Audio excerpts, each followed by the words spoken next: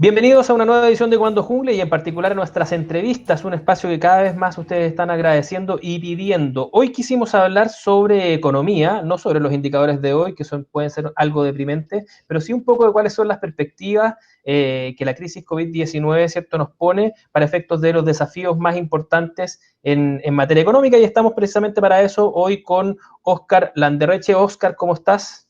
Hola Camilo, ¿cómo estás? Muchas gracias por la invitación. Al revés, Óscar es profesor y académico de la Facultad de Economía y Negocios de la Universidad de Chile, escritor de varios libros, ¿cierto? Ha sido personaje público en distintos momentos de su vida, pero hoy está aquí como economista, ¿cierto? Una de las áreas en las que ha sacado musculatura probablemente casi tanto tiempo como en la política. Óscar, Más tiempo como ¿más economista. tiempo? ¿Más tiempo en la economía que en la Sí, política? pero si la única cosa pública que yo he hecho fue Codelco 4 años, el No, pero resto ha sido una... una cosa en los trabajos públicos en los que has estado y otra cosa en la política. La Está bien, política pero te yo debe creo haber que, habitado yo, un yo buen creo que, rato. yo creo que todavía soy más profe de economía que otra cosa, esa es la verdad. Así me Buenísimo, porque siento por esa lo es la menos. calidad, esa es la calidad en la que queremos conversar hoy día.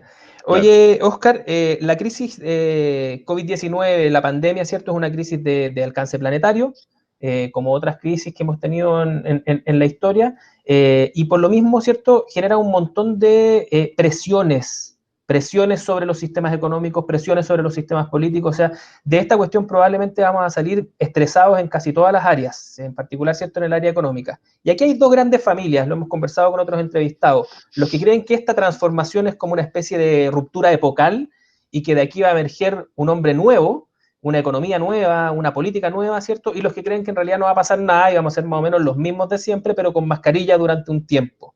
En esa disyuntiva de las distintas escuelas, las caricaturizadas, por cierto, ¿dónde más o menos te ubicas tú? ¿Cuál es el calado de la crisis que enfrentamos para efectos de las transformaciones económicas?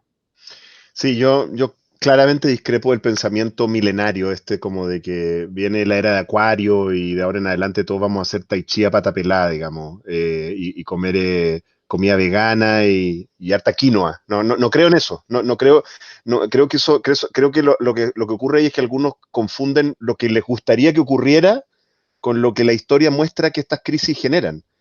Estas crisis, este tipo de crisis, este calibre de crisis, generan cambios, pero no son cambios necesariamente para bien. El otro día estaba escuchando una entrevista que acaba de dar, que la pueden mirar le hicieron a Francis Fukuyama, ¿ya? Que tampoco es un tipo que le haya acertado a todo, vamos a decir. pero me interesó que su posición es que él cree que viene una era de fascismo. Así, así, sin anestesia. Entonces, no siempre los cambios de época son para bien. ¿De dónde sacaron eso? Los que creen eso, en el fondo están capturados un poco por un componente filosófico ideológico de la modernidad, de la ilustración, la idea de que siempre viene el progreso, que es una cosa de Hegel, ¿no? Siempre la historia va para allá, para arriba, el hombre nuevo, ¿no? Siempre vamos mejor. No siempre, la historia a veces retrocede y a veces esas retrocedidas le llevan Tercer Reich, digamos. Uh -huh. A veces esas retrocedidas le llevan cosas bien severas. Entonces yo creo que sí vienen transformaciones, pero no creo que van a cambiar la naturaleza humana y ahora todos nos vamos a entrar en contacto con Gaia. ¿Ah? Uh -huh. No creo esas tonterías. Y tampoco creo, por si acaso, la misma tipo de tonterías que le he escuchado a gente derecha que, digamos, ahora hay como toda una cosa de que, ahora viene la flexibilidad laboral y ahora viene porque, miren, ahora se demostró que las empresas somos importantes. Y nada. O sea, como que esta pandemia va a eliminar la política. No, tampoco creo eso. Entonces, no me compro eso para nada, lo que no significa que no crea que esta pandemia, como es en el fondo bueno, esta sí que es una crisis en el sentido más económico del término, real. O sea, esto no es financiero, ¿me entendí? Como en la crisis anterior. Esto no es un problema financiero que se convierte en real, por decirlo, o monetario que se convierte en real. No, esto es real porque este bicho lo que hace, en el fondo, es poner en cuestión el funcionamiento de la economía moderna y de la sociedad moderna, ¿no? Y de la cultura moderna. Pone en cuestión la globalización, el intercambio, la especialización, las ciudades, etcétera. Entonces, sí es un cambio fuerte. Creo que cuán permanente va a ser en términos de los efectos económicos, políticos, sociales, bueno, va a depender mucho de cuánto se demore en solucionarse, pues. ¿Ah? O sea, Uh -huh. en solucionarse desde el punto de vista médico, ¿no? y yo creo que no estamos en condiciones en este momento de decir creíblemente cuánto se va a solucionar. Hay demasiada gente hay demasiado entusiasmo con noticias que aparecen, porque uno como que necesita esperanza, entonces, ¿no? Aparece no sé qué noticia de Oxford y todo el mundo se agarra y dice, entonces, no, los problemas reales no se solucionan con ilusiones, se solucionan con realidad. Y aquí o es real el tema de la inmunidad de manada, que ya sabemos los límites que tiene, y la duración que tiene si es que siquiera se puede, porque no sabemos si se generan inmunidades que duran. Entonces, estamos hablando de que puede haber escenarios de 3, 4, 5 años ahí, o de 1 o 2. O se soluciona con vacuna, que también tienen los plazos que tiene, o se soluciona con remedio, o sea, no vacuna, sino que uno se toma un remedio que hace que no sea tan grave y que uno no se muera. Y todas esas cosas, la duración, porque no es solamente la duración de desarrollarla, sino que es universalizarla, dársela a todo el mundo. Entonces hay algunas vacunas, Camilo, que requieren como 10 dosis, ¿no? Intravenosa y cuestiones, o sea, chuta, eso cambia bastante, o sea, cómo se hace. Tú sabes que no existe hasta el momento, nunca se ha desarrollado una vacuna contra un COVID, de ninguna de las otras, de las anteriores. Entonces, los niveles de incertidumbre hacen que sea muy difícil saber si esto va a ser una cosa que al otro año ya va a dar lo mismo, ya, bueno, ya vamos a encontrar una manera, sí, con las máscaras. Ahí yo creo que no va a ser tan grave, honestamente, ni tan permanente. O si estamos hablando de 3, 4, 5 años, que esto tiene una duración en el fondo parecido a lo que fue la Gran Depresión o la Primera o Segunda Guerra Mundial, en cuyo caso sí creo que va a haber efectos políticos y económicos permanentes, pero esos efectos políticos y económicos no son que cambie la naturaleza humana, no, es que cambie las circunstancias de economía política. Oye, Oscar, pero el factor más determinante, tú lo repetiste varias veces y en casi todos los ejemplos que tú diste está ahí presente, es la incertidumbre. Claro. Sabemos, ¿cierto?, que la incertidumbre es un bicho con el cual la economía se maneja bien desde la perspectiva de que es capaz de transferir esa incertidumbre a otros valores, ¿cierto? Sean estos precios, sean estos tasas, ¿cierto? Es capaz de convertirla, pero hoy día esta incertidumbre se cruza con varias otras incertidumbres que van aparejadas. No solamente cuánto va a durar, sino cuáles actividades efectivamente van a volver a algo parecido a una normalidad, cuáles se van a borrar definitivamente del tiempo. Y comienza esta tentación, ¿cierto? Por decir, yo voy a transferir este riesgo a alguien que sea capaz de sostenerlo. Y ahí entra nuevamente el papel del Estado. O sea, hemos visto, ¿cierto?, que en este periodo hay una demanda de todos los actores por transferirle el riesgo de esta situación, el riesgo político y el riesgo económico, ¿cierto?, al Estado. ¿Cuánto riesgo es capaz de administrar un Estado en general y uno como el chileno en particular? A ver, yo creo que hay que hacer una distinción, sí, respecto del riesgo que tú mencionabas, porque en general en economía hay como dos familias de riesgo, ¿ya? Dos grandes familias de riesgo. Uno es el riesgo, por así decirlo, específico de un proyecto, de una empresa o de una persona, y ese sí la economía lo entiende cómo transferirlo y venderlo. Básicamente la industria de seguro es eso. La industria de seguro es que tú le pagas a alguien por asumir tu riesgo. Eso es, ¿no?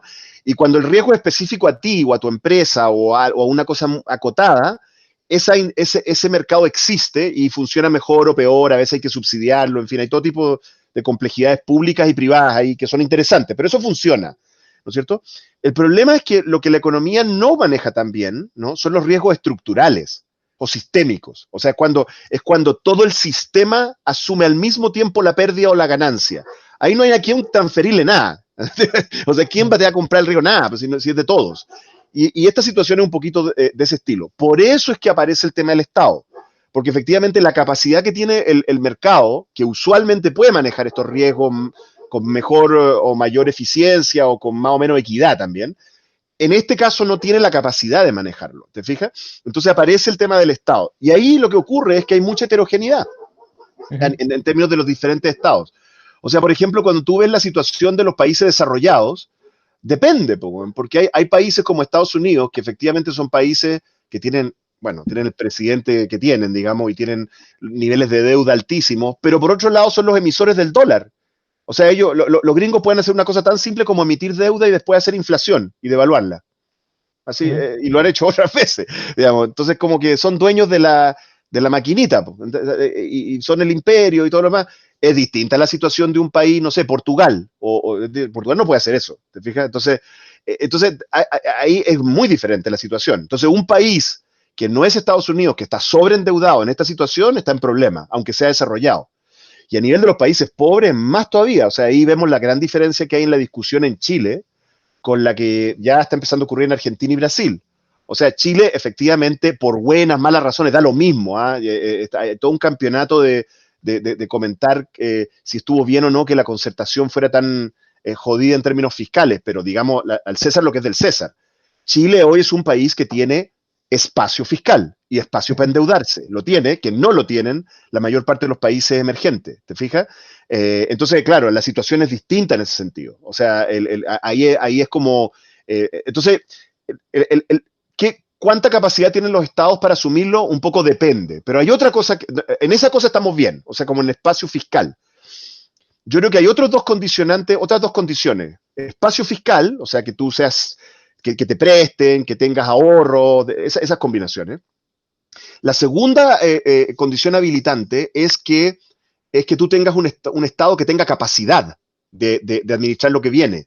Porque las personas que me hayan visto en los medios últimamente, yo he estado argumentando que viene una era de activismo estatal, empresarial, ¿no? De obras públicas, subsidios a empresas, alianzas público-privadas, o sea, eso es lo que viene. Entonces, pero no es obvio que el Estado lo pueda hacer bien, porque hemos descapitalizado tanto el Estado, este país ha estado tan obsesionado con el paradigma liberal, en extremo liberal, que en realidad hemos visto en los últimos años los serios problemas que tiene el Estado para hacer gestión de proyectos, que incluso yo creo que ha empeorado, ¿eh? Si uno mira en los últimos 30 años, ha empeorado, hay más problemas de corrupción, hay más mal uso de recursos, es muy difícil hacer andar.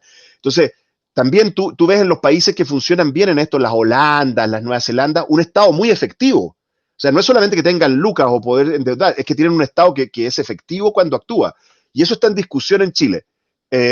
Yo diría que el sector salud, digamos, yo sé que hay todo un debate sobre Mañalich, digamos, pero la gran cosa que yo creo que sí se hizo bien fue que aprovechamos el tiempo para aumentar nuestras capacidades del sistema de salud. Eso yo creo que eso sí está en el haber de la gestión de Mañalich, ¿no es cierto? Y eso es lo que nos tiene todavía peleando la guerra, si no ya estaríamos muertos, estaríamos liquidados, digamos. Entonces, ahí está bien. Entonces, el Estado chileno, hay una discusión de cuántas capacidades tenemos en las municipalidades, o sea, ahí es. Y la tercera condición habilitante es la legitimidad de las autoridades y las instituciones.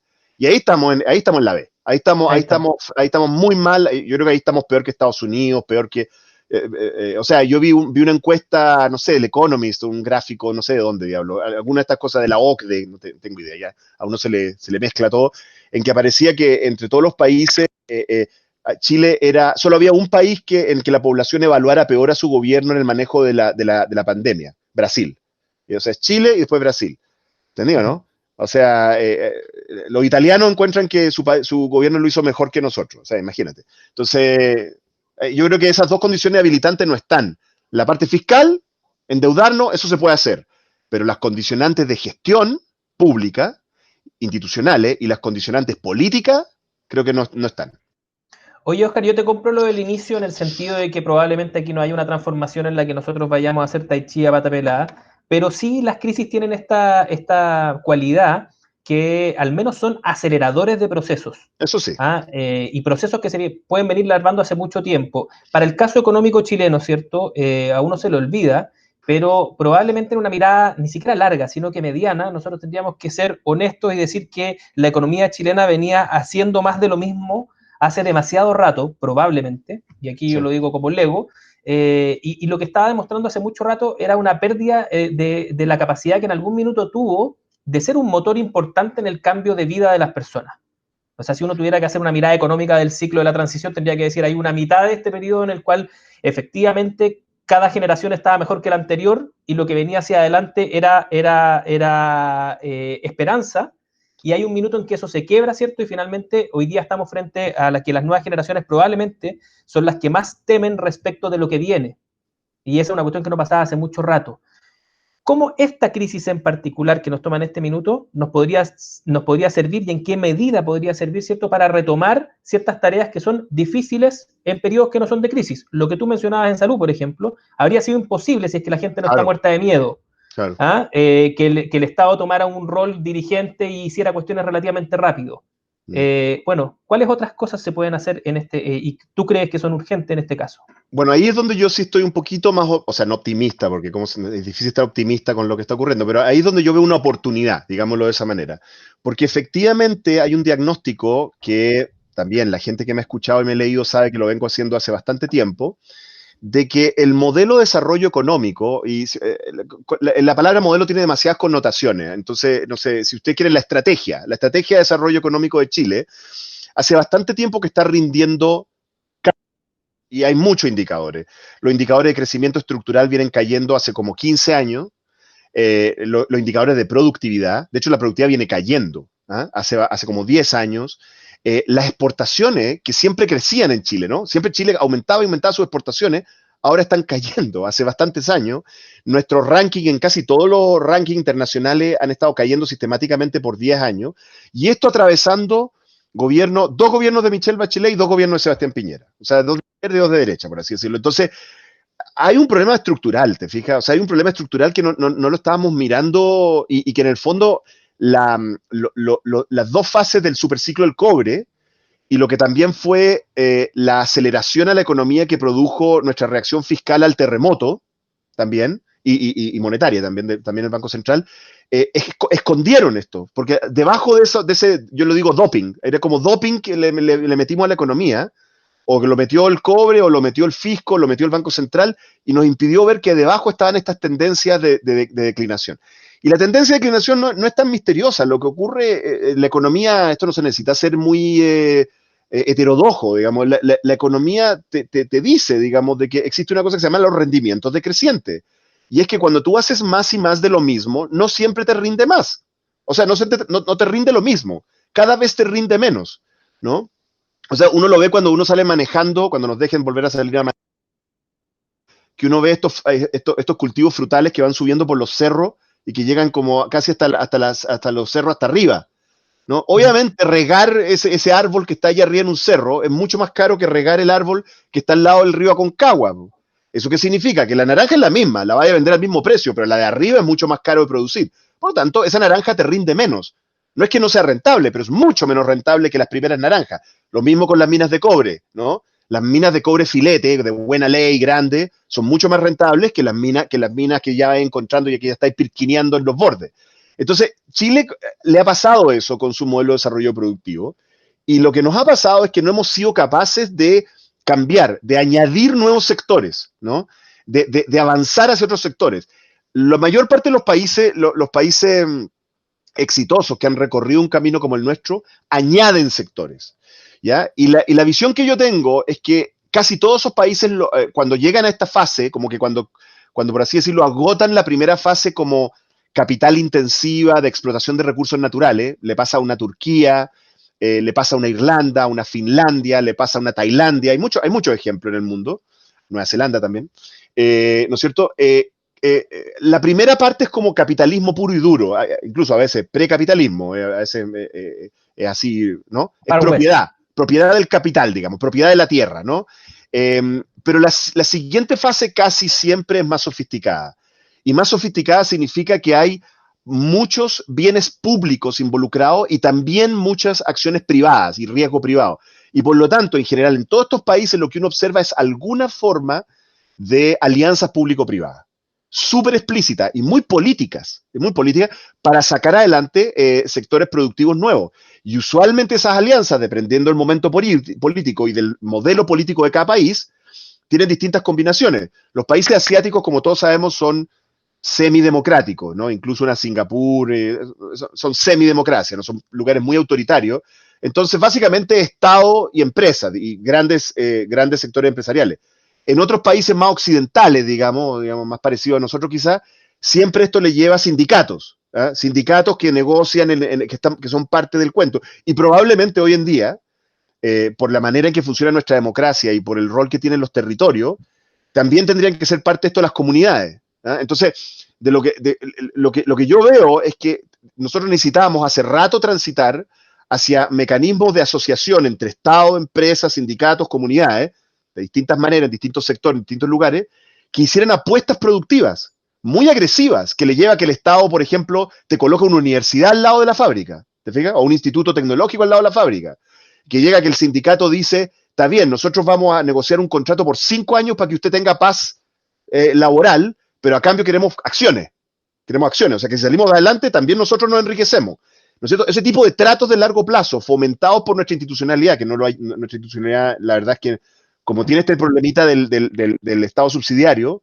impide mucho de esto, o incluso el espíritu no la promueve. Eso es lo que nosotros estábamos fallando en lograr hacer.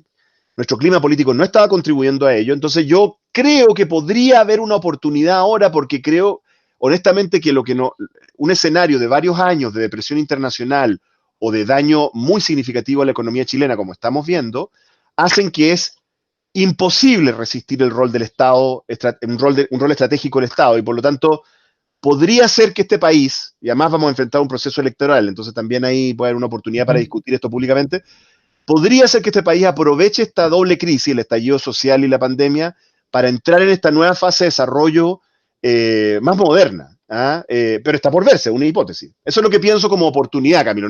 Tampoco creo que esté seguro que lo vayamos a hacer. Creo que es una oportunidad. Ahora, eso choca de frentón con lo otro que estaba diciendo antes, que es con la confianza. Porque hoy día, claro, uno dice, esta situación hace, por ejemplo, que las empresas vayan y digan, no tengo ningún problema con que el Estado entre a mi propiedad. Empresas grandes. Claro, y eso porque, no, claro. porque yo lo necesito aquí, ¿cierto? Y lo que ve la galería de esto es, claro, o sea, usted ganó plata y ahora que va a perder, no sabemos por cuánto tiempo, quiere clavarse al socio Estado para que... Entonces, si es que yo no tengo un mínimo de confianza respecto de que a la vuelta de la esquina y después de la crisis esto puede producir algo efectivamente beneficioso para el conjunto de la sociedad, es muy difícil llevarlo adelante. Es muy difícil y yo creo que, de nuevo, la pata coja que tenemos es el tema de la confianza. Creo que hay una parte de eso que es un fenómeno global que nosotros hemos heredado del resto del mundo, y hay una parte de eso que es responsabilidad nuestra. O sea, yo honestamente creo que la élite política en Chile no lo ha hecho bien últimamente, o sea, hace bastante tiempo. No lo ha hecho bien. Ha sido muy irresponsable, muy egoísta, cada uno en su lugar, digamos, muy poco preservadoras de bienes públicos políticos, ¿ah? Y bueno, ahora estamos pagando las consecuencias y efectivamente va a ser muy complicado avanzar, ¿no es cierto? O sea, cuando todo el mundo ahora está enamorado de la primera ministra de Nueva Zelanda, ¿no es cierto? Y la encuentran simpática y se ríe y hace todo bien y todo lo demás. Bueno, está bien, pero no se crean ustedes que en Nueva Zelanda no hay oposición, claro que la hay una oposición de derecha feroz. Digamos, lo que pasa es que es un país donde los términos del debate tienen ciertos límites, digamos, y donde las élites también cuidan esos límites porque porque tienen suficiente madurez o formación política, ¿dónde saber tú? De que si pasan ciertos límites, al final las consecuencias las van a asumir todos. En este momento yo veo una crisis de liderazgo, Camilo, casi insalvable en Chile. O sea, yo lo veo súper complicado. No veo los liderazgos para hacer esto. No los veo. De verdad. Oye, no. ya, pero viste que terminamos igual entrando Sí, al tema de la política. sí. Y déjame hacerte esa pregunta política, porque lo que tú describes me parece que es un buen ejemplo respecto de una parte de la trampa que nos hemos hecho, que se han hecho las élites políticas a sí mismas, en el sentido de hipertrofiar su oferta. Y por hipertrofiar digo, cada uno ofrecerse como si fuese el Superman que viene a resolverlo absolutamente todo y sin distinciones. Y detrás de eso también de pensar que hay una figura omnímoda y absoluta, como en este caso la primera ministra de Nueva Zelanda, que lo hace todo bien, Claro. ¿cierto? Es un poco ese rol Sí. como transferencial que tiene un país que sigue buscando una especie de mesías que baje y lo arregle todo. Desde ahí uno podría decir, si la expectativa es esa, efectivamente, como dice Fukuyama, podríamos estar muy cerca de liderazgos más bien de tipo fascistas, porque si la expectativa que tú generas en la población es que solo una persona lo arregle todo, la probabilidad de que tú elijas a alguien de esas características es muy alta, ¿o no? Así es, bueno, y hemos visto en nuestro sistema cómo han empezado a surgir liderazgos que tienen algunos de estos atributos y en sus discursos, digamos. Y yo lo encuentro, bueno, yo lo encuentro peligroso porque, digamos, yo creo en una sociedad liberal, digamos, una sociedad liberal en términos políticos y culturales. ¿Ah? Soy un socialista, un socialdemócrata, pero creo en las libertades y por tanto le temo mucho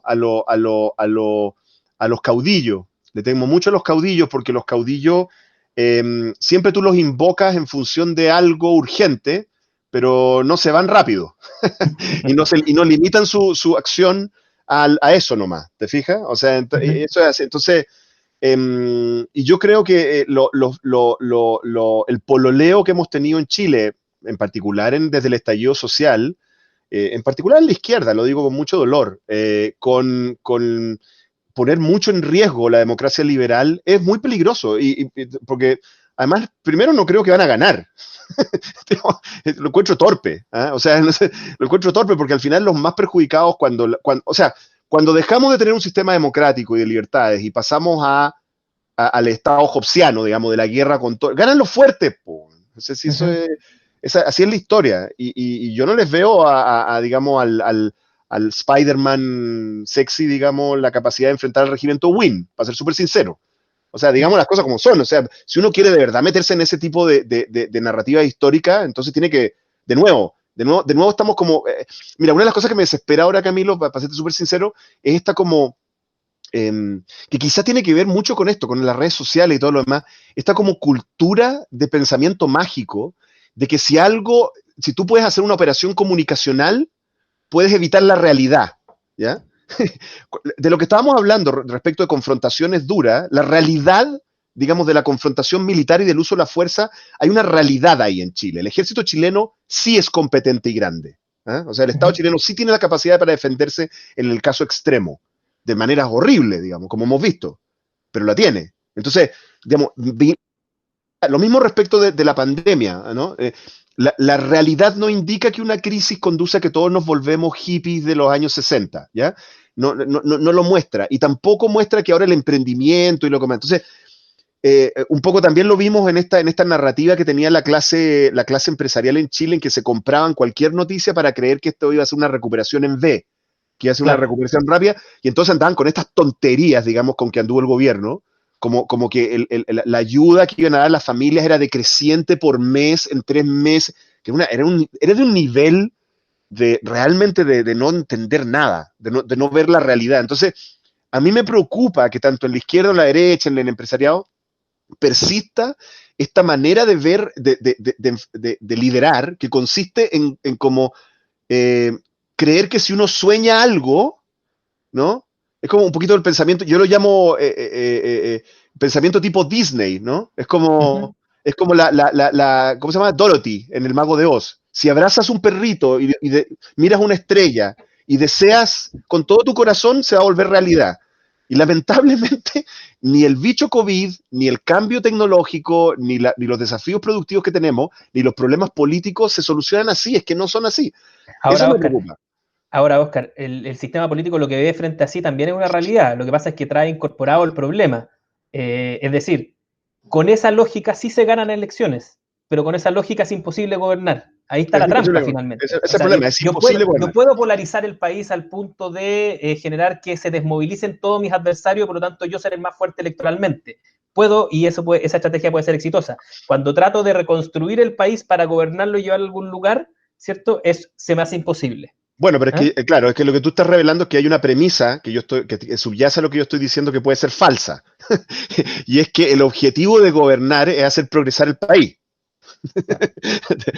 Yo de verdad creo eso. De verdad creo que uno a veces se sacrifica y asume riesgo, incluso a veces da la vida por su país. Creo eso, lo creo de verdad. Digamos, fui criado así. Pero claro, si uno levanta esa premisa, entonces no, pues entonces esto es simplemente un juego de quién se queda con el poder. Incluso sin levantarla, si alguien te dice, bueno, ya, pero para hacer eso tú vas a tener que primero ganar esta elección, y esta elección la vamos a ganar de esta manera, tú siempre puedes decir que no. Ya, pero entonces a esa gente yo le recomendaría volver a ver Star Wars, ¿no? Y entender que siempre hay un emperador que te dice que el odio, digamos, entrégate al lado oscuro. Exacto, y juntos, hijo mío, podremos gobernar y traer paz a la galaxia. Siempre hay un nazi que te dice eso. Claro. Entonces, pero ahí tienes que tener ese aprendizaje, pues si eso la historia lo ha mostrado muchas veces, o sea, y en América Latina lo hemos visto, miren en Nicaragua, miren Cuba, miren Venezuela, miren, o sea, perdóname, miren Argentina, ¿no? O sea, no hay que enamorarse de los líderes, digamos, de los caudillos, digamos, porque la naturaleza humana es muy perversa. La naturaleza humana tiene ángeles, pero tiene sus demonios, y esos demonios no desaparecen. Oye, Oscar, solo para terminar, porque se nos fue muy rápido el Sí. tiempo, en esta misma falta de creatividad de las élites, ¿tú crees que es posible llegar efectivamente a un momento en el cual el Estado ingrese definitivamente a la economía y en particular a las empresas grandes, pequeñas y medianas, ¿cierto? Con una fórmula que no implique un salvataje irresponsable a capitalistas irresponsables? Sí, sí creo. O sea, la fórmula técnica la conocemos, se conoce y se ha hecho en otras partes, digamos, no es problemático desde el punto de vista técnico. Y además, como Chile tiene el espacio fiscal para endeudarse y usar fondos, también desde ese punto de vista, por así decirlo, desde el punto de vista financiero, también es viable. El problema es político, nuevamente. Si es que uno puede lograr hacer dos cosas. Si es que uno puede lograr decirle a los chilenos, mire, lo que vamos a hacer es lo siguiente, ¿ya? Lo que vamos a hacer es que de aquí en adelante el Estado vamos a aceptar todos, digamos, de que no podemos sostener una economía sin sector privado. Una economía moderna sin sector privado no existe. Y por lo tanto, la recuperación de esta economía la tenemos que hacer con las empresas, particularmente con los grandes grupos empresariales. Pero se acabó el abuso empresarial. ¿Verdad? Se acabó que la colusión, que se acabó, o sea, mira lo que vimos con Cencosud, los sinvergüenza eso. Se demoraron 5 minutos en empezar a usar los subsidios fiscales para repartirse dividendos. Y después empezaron, no, que en realidad, si bien es cierto, da lo mismo, güey. O sea, al final del día estaban haciendo eso. Y después se retractaron. Entonces, eso se tiene que acabar. ¿No es cierto? Entonces, y yo siento de que el sector empresarial se va a ir dando cuenta de que eso se acabó y de que la condición de la ciudadanía para decir, bueno, ya, usted es señor empresario, ahora va a tener el siguiente rol, es que eso se acabó, es que su relación con los trabajadores no puede seguir siendo la misma que antes. O sea, porque aquí vamos a tener escenarios en los cuales los trabajadores, por ejemplo, de grandes empresas se van a tener que reducir los salarios, ¿cierto? Es muy probable. ¿Ya? Entonces los sindicatos van a decir, ya, aceptamos reducir los salarios. Bueno, pero eso a cambio, como decía yo hace un rato, de acciones. Acciones. O sea que cuando salgamos para adelante, no solo se enriquece usted, señor, nos enriquecemos nosotros. ¿De acuerdo? Y eso y usted no nos puede llegar y echar, ¿no? Usted nos va a aguantar acá, pero nos vamos a reducir los salarios. Eso lo hicimos en Codelco, por si acaso, cuando yo estuve ahí. No con acciones, de otra manera, digamos. Pero ese tipo de tratos, yo creo que sí se pueden hacer, pero tienen un problema. El problema es que va más allá de la credibilidad política. Tiene que ver con que eso requiere que el tipo de liderazgos que aparezcan tengan legitimidad en el mundo social y en el mundo político de la izquierda, pero también tengan por lo menos el beneficio de la duda desde el mundo empresarial. Si los liderazgos que promovemos son temidos por el mundo empresarial, son temidos y son así, lo que ven venir, digamos, son las hordas chavistas, digamos, va a ser muy difícil hacer ese trato. Y lo mismo también si es que los liderazgos que proponen esto son vistos como tecnócratas desde la izquierda, ¿no es cierto? Son vistos como gente que en el fondo es lo mismo que los empresarios y la élite, son los mismos, digamos, tampoco va a tener. Entonces, la combinación ahí, la combinación de legitimidades que se requieren para los liderazgos que necesitamos para hacer este trato son súper complicadas, ¿no es cierto? Y en este momento no lo hay. En este momento, no sé, para mí, qué sé yo, quizá una Michelle Bachelet tiene algo así, o quizá, no sé, podría ser, pero ya dijo que no vuelve. Entonces, pero, o sea, genuinamente lo encuentro súper complicado, ¿no? Así que nosotros no estamos esperando a Godot, como dijo Cristian Velasco, ¿no? o Velasco, no, Sí, Cristian Andrés Branco. Velasco, sí. No, Sí. estamos esperando a Obama. Eso es lo que estamos. Yeah. Estamos esperando a Obama. Bueno, tú estás esperando Obama, yo todavía no lo he significado de la misma manera, pero te quiero agradecer, Oscar, por haber estado conversando con nosotros, haberte dado este tiempo y agradecerle también a ustedes, los auditores de Comando Jungle, por seguir compartiendo, comentando, suscribiéndose. Cada vez somos más grandes, tal vez un día lleguemos a construir esos liderazgos de los que Joe estás Rogan, hablando. van derecho, Joe Rogan tiembla. Está Así. temblando. Gracias, Oscar, nos vemos. Ya, nos vemos, chao. Chao.